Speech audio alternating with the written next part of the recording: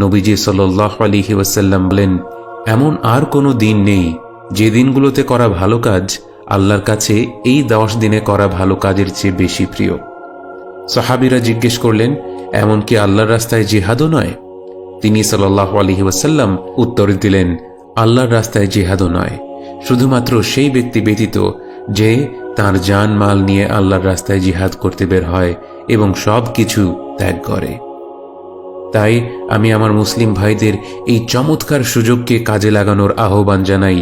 এই 10 দিনে ভালো কাজ বাড়িয়ে দেওয়ার আহ্বান জানাই, যেমন কোরআন তেলাওয়াত করা, আল্লাহর যিকির আযকার করা, যেমন আল্লাহু আকবার, লা ইলাহা ইল্লাল্লাহ, আলহামদুলিল্লাহ, সুবহানাল্লাহ, দান সাদাকা করা, নফল রোজা রাখা, সব ধরনের আমল বেশি করে করার চেষ্টা করুন।